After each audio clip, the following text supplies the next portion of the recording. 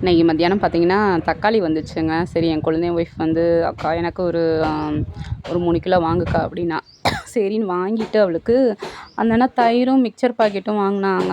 எங்கே உட்காந்து சாப்பிட போகிறாங்கன்னு பார்த்தா நம்ம வீட்டுக்கு பக்கத்துலேயே நம்ம தோப்பு இருக்கு இல்லையா, அங்கே தான் உட்காந்து சாப்பிட்டாங்க. அக்கா என்னக்கா பண்ணுறீங்க அப்படின்னாரு. ஒன்றும் இல்லைண்ணே வீடியோ தான் எடுக்கிறேன்னு. அப்புறம் விசாரித்தேன் நான், எந்த ஊர் என்ன எங்கேருந்து தக்காளி எல்லாம் வருது அப்படின்ட்டு. அக்கா நாங்கள் அழகர் கோவிலுங்க்கா, தக்காளி இறக்குறது வந்து ஒட்டஞ்சத்திரத்தில் போய் வந்து கிரேட் எடுத்திருக்காங்கங்க. இந்த மாதிரி கஞ்சி வந்து தூக்குவாளியில் வச்சுக்குவாங்க போல். இங்கே வந்து தயிரும் அந்த காராக்கல்லையும் வாங்கியிருக்காங்க இல்லையா, வச்சு சாப்பிட்டுட்டு கழுவிட்டு கிளம்பிட்டாங்க. அப்புறம் எனக்கு ஒரு 3 கிலோ வாங்கினேன். தக்காளி பழம் பார்த்தேன் சூப்பராக இருந்துச்சு. ஆனால் எடுத்து போட்ட மாதிரியே போடுங்கண்ணா அப்படின்னு. இப்படி போகிற இடம் வர இடம்லாம் நல்லா அப்படி சொல்கிறது சாப்பாடு கொண்டு போய்க்குவாங்க போல், உட்காந்த இடத்துல சாப்பிட்டுக்குவாங்க. இந்த மாதிரி விவசாயக்காரங்களுக்கு மட்டும்தாங்க தெரியும் எப்படி சொல்கிறது ட்ரேட் இன்னைக்கு அவங்களோட பசியோட அருமை. அந்த இடம்பொருள் அதெல்லாம் பார்க்க மாட்டாங்க. ஒரு நல்ல மரமாக இருக்கா, நல்லா உட்காந்து சாப்பிட்லாம்ப்பா அப்படின்ட்டு.